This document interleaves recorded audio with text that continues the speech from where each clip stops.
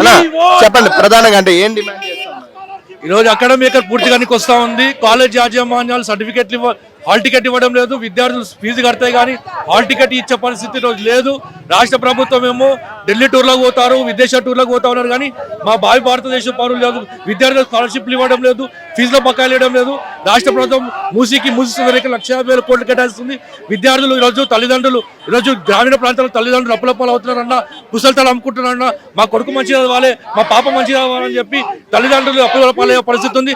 రాష్ట్ర ప్రభుత్వం తక్షణమే మా ఫీజుల బకాయిలు చెల్లించకపోతే మాత్రం మరో విద్యార్థి తెలంగాణ ఉద్యమం ఏ విధంగా చేసినామో మరో తెలంగాణ ఉద్యమానికి శ్రీకారం చుట్టాము కూడా రాష్ట్ర ప్రభుత్వానికి హెచ్చరిస్తూ ఉన్నాం. ఎందుకంటే ఈ రాష్ట్ర ప్రభుత్వం విద్యార్థుల పక్షాన ఉంటాం, నిరుద్యోగుల పక్షాన ఉంటాం అని చెప్పిన రాష్ట్ర ప్రభుత్వం వచ్చి 1 సంవత్సరం అయినప్పుడు కూడా ఇప్పటికీ స్కాలర్షిప్లు ఇవ్వకుండా కేవలం కమిషన్లు వచ్చే వాటికే నిధులు కేటాయిస్తారు.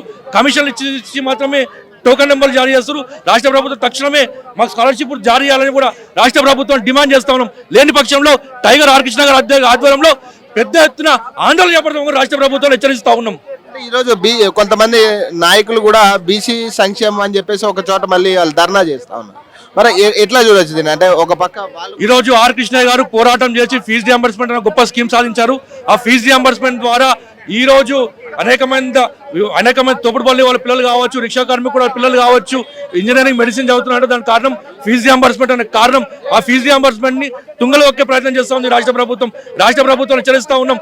తక్షణమే మా ఫీజుల బకాయిలు చెల్లించకపోతే మాత్రం రాష్ట్ర ప్రభుత్వం దించుడో లేకపోతే ఫీజు రియంబర్స్మెంట్ తెచ్చుడో తేల్చుకుంటామని రాష్ట్ర ప్రభుత్వం హెచ్చరిస్తా ఉన్నాం. అంటే దాదాపు చాలా రోజులుగా వస్తుంది కదా బీసీ స్కాలర్షిప్ విషయాల్లో. కానీ మీరు కూడా బీసీ ఉద్యమాలు అంటూ కూడా మీరు చేస్తా ఉన్నారు.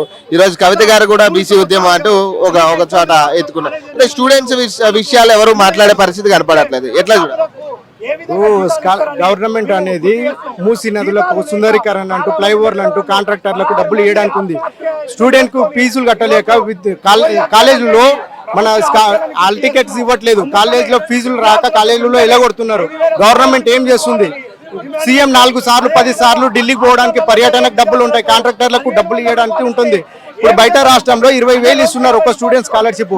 మన తెలంగాణలో 5,000 ఇవ్వడానికి కూడా ఇంత ఇబ్బంది ఎందుకు? ఇంత 14 లక్షల కోట్ల చిల్లర పెండింగ్ లో ఉన్నాయి. అవి రిలీజ్ చేయాలని మేము స్టూడెంట్ కోసం ధర్నా చేస్తున్నాం. కానీ ఇప్పుడు ఎన్ని రోజులు అయితే ఉందన్న స్కాలర్షిప్ రాక? ఇది 3 సంవత్సరాల నుంచి ఇప్పటి వరకు స్కాలర్షిప్ ఇవ్వట్లేదు. అసలు కాలేజీలో అయితే పేరెంట్స్ కి ఇబ్బంది అవుతుంది.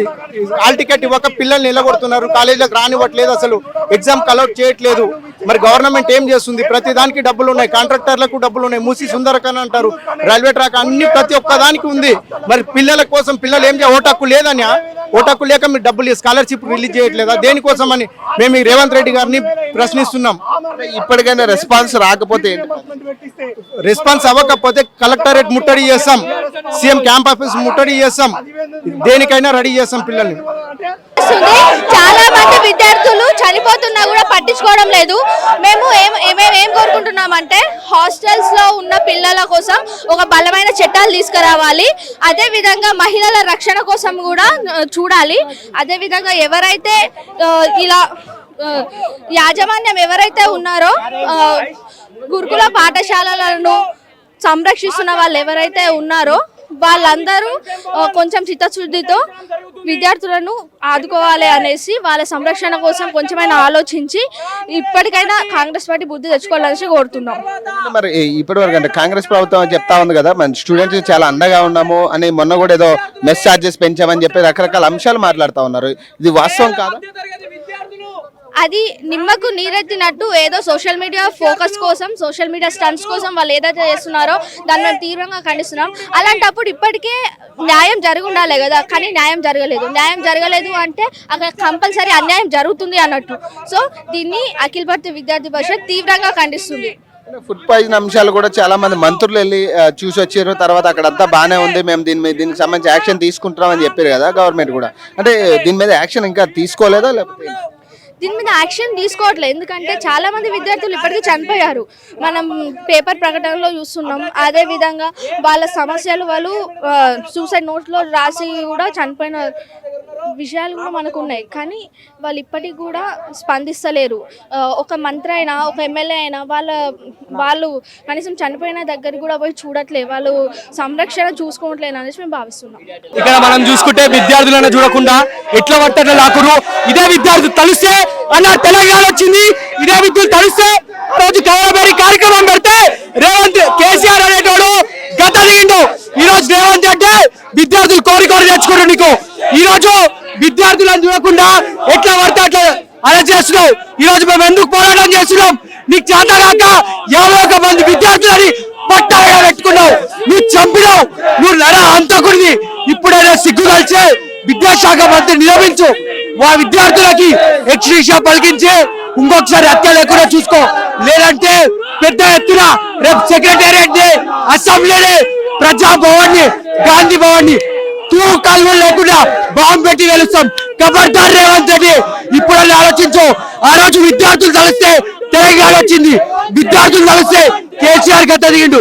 ఒక లెక్క కాదు, నిన్ను చెప్పులు తీసి ఉరికిచ్చి దాకా తన్ని కొండారెడ్డిలో ఉన్న నీ ఇంటికి పంపిస్తామని చెప్పి ఖబర్దార్ సవాల్ విసురుతున్నాం.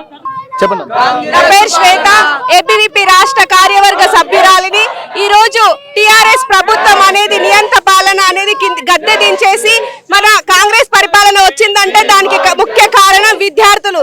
కానీ ఇంతవరకు కూడా విద్యార్థులకు ఒక మంత్రి లేకపోవడం, ఒక విద్యార్థి భవిష్యత్తును చూసుకోవడానికి ఒక యాజమాన్యం లేకపోవడం అనేది ఈ ప్రభుత్వానికి నిజంగా సిగ్గుచేటు. గురుకులాలలో భద్రత లేదు, మహిళా విద్యార్థులకు భద్రత లేదు. గురుకులాలలో జీవిస్తున్నటువంటి పిల్లలందరూ కూడా చదువుకోవడానికి వాళ్ళ అమ్మ ఒడిని వదిలేసి సరస్వతి మాత ఒడిలోకి చేర్చి గురుకులాలే వాళ్ళ భవిష్యత్తును తీర్చిదిద్దే దేవాలయాలుగా సరస్వతి మాత ఒడిని చేరితే ఇప్పుడు వాళ్ళు ఎందుకు వాళ్ళ భవిష్యత్తును ప్రయోజకులుగా చేసుకొని వాళ్ళ తల్లిదండ్రులు ఆశగా ఎదురు చూస్తుంటే వాళ్ళు ప్రయోజకుల ఇంటికి వెళ్ళడం మరో విషయం. కానీ వారు బ్రతికి ప్రాణాలతో ప్రయోజకులుగా ఇంటికి చేరుకోకుండా శవాలుగా మారి వాళ్ళ ఇళ్లలోకి ఎందుకు చేరుతున్నారు? దీని వెనుక ఉన్నటువంటి బాధ్యులు ఎవరు? వాళ్ళ ఎవరో గుర్తించి తక్షణమే వాళ్ళని శిక్షించాలి. ఈ ప్రభుత్వానికి 51 మంది విద్యార్థుల ప్రాణాలు కోల్పోతే కూడా ఇంకా వాళ్ళ కళ్ళు తెరుచుకోకపోవడం అనేటువంటిది, వాళ్ళ పిల్లలు కూడా ఇలాంటి గురుకుల పాఠశాలలో నీళ్ళ చారు తిని పురుగుల అన్నం తిని విద్యను ఎలా అభ్యసిస్తారు? విద్యార్థులే మన దేశానికి మన నాయకులుగా రూపుదిద్ది దేశ భవిష్యత్తుకు కారణం అవుతారు. కానీ విద్యార్థుల యొక్క బ్రతుకులకు కారణం ఇప్పుడు ఎవరు? ఇలాంటి బ్రతుకులు, ఇలాంటి అనుమానమైనటువంటి సంఘటనలకు కారణం ఎవరు అని మేము ప్రశ్నిస్తున్నాం. ఇదే ప్రభుత్వం ఏదో మెస్ ఛార్జీలు పెంచాము, కాస్మెటిక్ ఛార్జెస్ పెంచాము, దీని మీద యాక్షన్ తీసుకుంటాము, గత ప్రభుత్వం చేసిన తప్పిదాల వల్ల ఇదంతా జరుగుతుందని వాళ్ళు చెప్తా ఉన్నారు. ఇది వాస్తవమా? ఇది ఎంతవరకు వాస్తవమో ఎవరికి తెలియదు. ఇది అందరూ కుమ్మక్కై చేస్తున్నటువంటి ఈ ఘటనలు. ఒక ప్రభుత్వం వచ్చిందంటే ఇంకో ప్రభుత్వం మీద, ప్రతిపక్ష ప్రభుత్వం పాలన ప్రభుత్వం మీద, పాలన ప్రభుత్వం ప్రతిపక్షం ప్రభుత్వం మీద. ఇలాంటి ప్రభుత్వాల కోసం కాదు కదా విద్యార్థులు పోరాడి మీకు పాలనను కట్టిపెట్టింది. పాలకులు పరిపాలిస్తుంటే విద్యార్థుల జీవితాలు ప్రయోజకంగా మారుతాయని చెప్పేసి విద్యార్థులు కాంగ్రెస్ కోసము వెన్నండే ఉండి కాంగ్రెస్ ని గెలిపించారు. మీకు అలాంటి గ్రాటిట్యూడ్లు కూడా లేకుండా 51 మంది విద్యార్థుల ప్రాణాలు బలి తీసుకుంటుంటే 14 సంవత్సరాల పైబడిన విద్యార్థుల ప్రాణాలు గనక పోతే వాళ్ళ వ్యక్తిగత సమస్యలే కారణం అని చెప్పేసి అందరూ తుడిచిపెట్టుకునే పోయేవారు. 5వ తరగతి చదువుతున్న విద్యార్థికి ఎలాంటి వ్యక్తిగత ప్రాబ్లమ్స్ ఉంటాయని మేము ప్రశ్నిస్తున్నాము. ఏబీవీపీ న్యాయ పరిపాలన చేస్తుంది. న్యాయం జరిగే వరకు కూడా ఏ ఒక్క పాలకులను వదిలేయమని చెప్పేసి మీకు ఖబర్దారుగా చెప్తున్నాం. ఖచ్చితంగా న్యాయం జరగాలి. దీని వెనకాల ఉన్న బాధ్యులు ఎవరో మీరు గుర్తించాలి. మాకు వాళ్ళని వెంటనే శిక్షించాలి.